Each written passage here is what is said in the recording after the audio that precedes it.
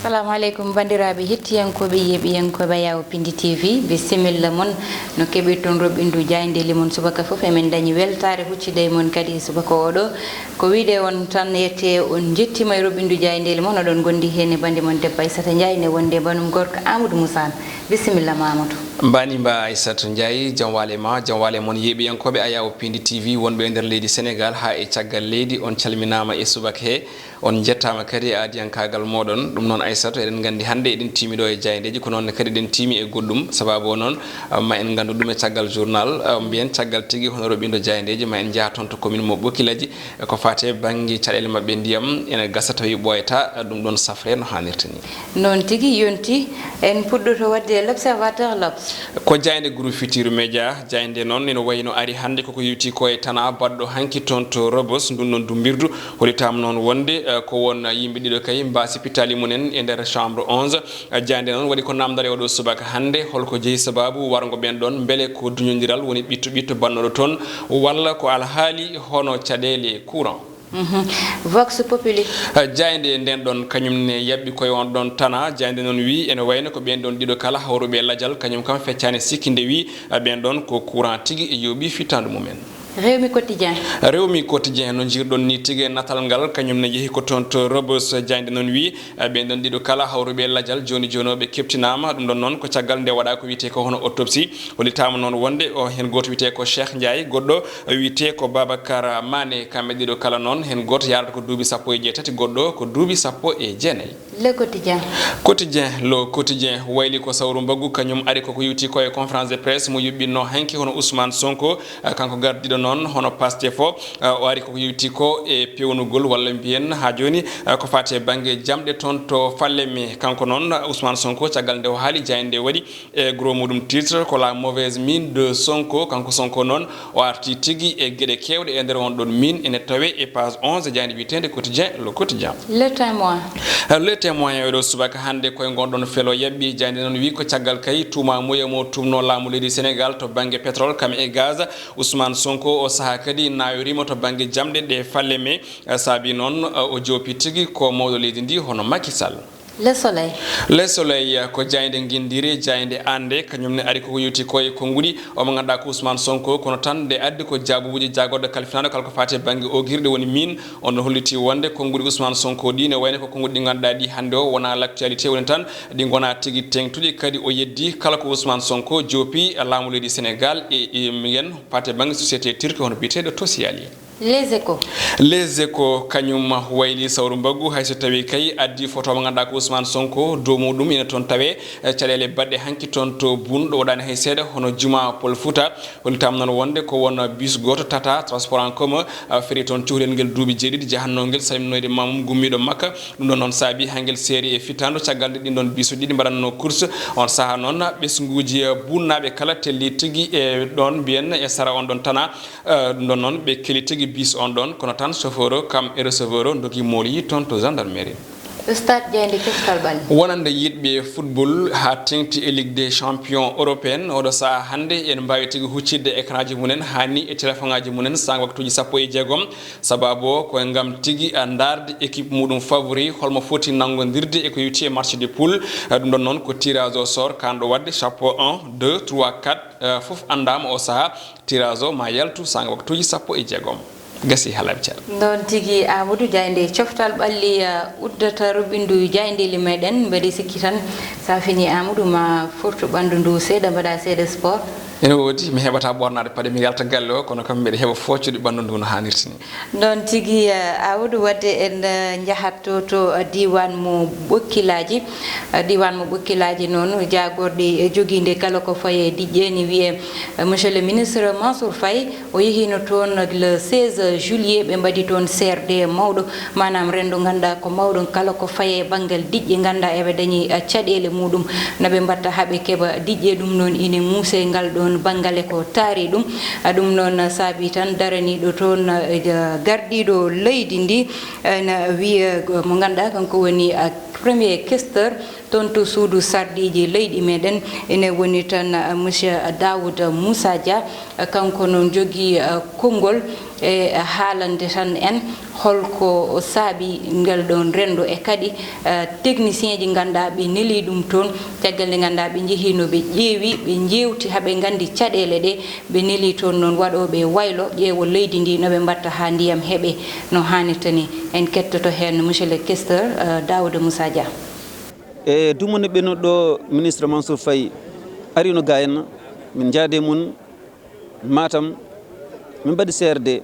réunion mawgo min kalniɓe caɗele département de Kanel particulièrement caɗele commune Bokiladji Lowre e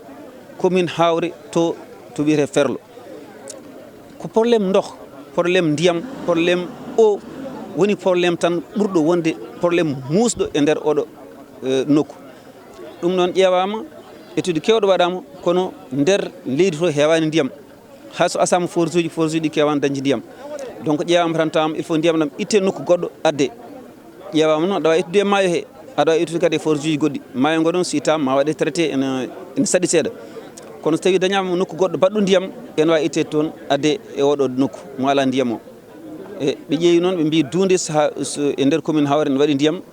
hawnaki ndiyam ɗan wawi ittede toon adde ga en ɗum ko donné technique goɗɗo ɗum ko liggey goɗɗo ko ɓen technicien on ministre o wonnoon wino soyti maw nuldu ɓen o yetti o neldi ɓen noon hannde min garde muɗumen yettinde population bandiraɓe ɓe wonde ha ko mbino ko ɓe mbaɗi joni noon ɓen cohluno ko koko no foti yimɓe goni ɗo henna hakkude laabi ɗi hakkude guure ɗe no foti woɗɗi goɗɗeki muɗum hakkude dunde e gaye no foti woɗɗoki muɗum e jawdi wondi ɗo henna ɗum ɗon foof ma rendine beele so tawi waɗama probléme on wona probléme définitif taw ha gari ɗo henna duuɓi e duuɓi taw ganduɗa hoore ma probléme ndiyam kam wonta ɗo henna te kadi ala feere wonde so wona noon feere wonde ala ko wawi waɗede ha diwan Lowre e Ferlo ngoɗo wawa hebde ndiyam no hannirta ni ɗum noon ko président e hoore muɗum itta dossier waɗi ɗum dossier muɗum ɗum noon so Allah jaaɓi amin ɗamini ko yawani ma ligguey o fuɗɗo so fuɗɗama hankkadi yimɓe ceerta e caɗele ndiyam e banggue Lowre e banggue commune to banggue Ferlo to e commune de Hawre. Amadou ine anda noon ɗon oɗon banggue hebde toon ndiyam e no hannirta ni ina ɗeesi musde seeɗa. ene ɗesi muusi comme no wirni kanko questeur mbe sikki bandiraɓe ne keeɗi kadi diwan on ɗon ha tengte banggue Lowre ene joguiɗen caɗele tigui ma en gartu hen ɗo joni noon en kettoto tan technicien ji ganduɗa jeehi toon mbaɗi waylo ha andi holno ɓe mbaɗata haaɓe keeɓa ndiyam ha wonɓe ɗiɗon banggueji ɗi keeɓa ndiyam no hannirta ni en kettoto hen haala technicien ji ɗi. CRD adañi iɗum Mansour Faye yiɗi muɗi directeur PUDC ari PUDC ni yeri kadi gouvernance Matam to wa ni yeri gouverneur Matam yeri ko 16 juillet wadi tan ko 16 juillet mais kasomi an tan joni non sasa problème forage ndiyam Bokiladji arti kadi Bokiladji kadi a jimpi ari kadi min dañi instruction ina instruction kita kadi yomin ardade ina liyere Bokiladji bokki sabundu commune de Nabaji ala bokki sabundu commune Nabaji ndiyam no woni ton aha din kon tonga ku bokkuno himɓina kamɓe aɓe gandi watu aɓe jiiɗi kadi fewnude i wamullana sirondi i watu kadi ɗum ko urgence premier ken kadi premier ñam PUDC pour le moment pour sasa ɗo Bokiladji bokki sabundu réglude probléme ini koye jimpi xibaari ina réglé kono no wiruɗon ni ndiyam so ala ati jiggantari awa biraytari laabata anti laabata anti salli a sellata anti sellene ɗum ni feewani amaña ɗum tahi noon hannde min ngari ga lenki iraariyere yettirde e moon pour ona masala batungo amin weltiti hen no feewi ati sowo bour kote pourquoi tous les chefs de village sont de bumu iri min amin wawno jooɗade tan min nodda monsieur le maire téléphone o haalana amin ina tan sa monsieur le maire andi commune mo andi village uji kono arde wona rencontré les populations ko fundu nannaleli ɗum ɓuuri wadde sababu kenni sababu a fewnude liggey kenñana Amadou Moussa en kettima technicien oɗo ko haali ko ɓe mbaɗi waylo ɓe gandi holno ɓe mbatta hande haaɓe daña ndiyam moƴƴam no ɓe mbatta ha population woni hoɗɓe toon ɓe mba ceera hande e ɗum ko ganduɗa woni caɗele ndiyam moƴƴam dam ɓe ganda ɓe keɓa ɗum ɓe mbawa yarde ɓe kutoro ɗum no hannirta ni Aissatou kala ganduɗo on ɗon nokku ne andi ko nokku gurɗo caɗele no fewi walla gurnoɗo caɗele ha ɗo gonɗen ɗo ko fati e banggue ndiyam saabu goɗɗugol lugguiɗeki ndiyam ɗam ɗo fuɗɗo heɓade kala ganduɗo toon ne andi caɗele ɗe no mbayi kono ɗum ko kadi ko yonnude vraiment darde jagorɗo Mansour Faye kalifinaɗo kala ko fati e banggue gueɗe diƴƴe saabu en kaali joni joni haali waɗino CRD toon to Matam ñande 16 lewru juillet ɓennuɗo ɗo ndu ɗum saabi noon o winoɓe maɓe gar toon pour safrude caɗele ɓe ganduɗa ɓe ko horɓe diwan on ɗon woni commune mo Bokiladji non kadi ne wayno ko gueɗe laatiɗe caggal en kettima ɗum ɗo kadi délégation timmuɗo mo jagorɗo Nelly gam yaade toon yaadude mo ganduɗa ko premier caisseur à l'Assemblée nationale woni Daouda Moussa Dia ko noon kadi yaadude walla tawde hono mo ganduɗa ko maire nokku o hono biyeteɗo Alassane Mbaye Thiam ɓeɗon kala ene wayno jaade technicien ji woni haralleɓe machallah ɗum ɗon kadi ene ɗamina tan golle ɗe inchallah o saaha hulitama ni ɗe goni koye fuɗɗade ma fuɗɗo ko ɓoyani seeɗa so Allahu lamdo jaaɓi ko noon ɓe mbi ɗo e balde ma liggueyo fuɗɗo kamɓe hodɓi toon ɓe ceera e caɗele ndiyam bandiraɓe ɗum wonno komin gaddano mon hande roɓindu jayndeli moɗon ko wiide won tan on jarama yebde Pindi TV en dañi weltare mon amin jeeɓa commentaire uji moɗon ñande foof ko wiide won jarnude on tan ko Samba Diop e Thiatbou Walo henno e caggal caméra ji ha mbawon yide amen yo Allah rokken tawede janggo so Allahu lamdo jaaɓi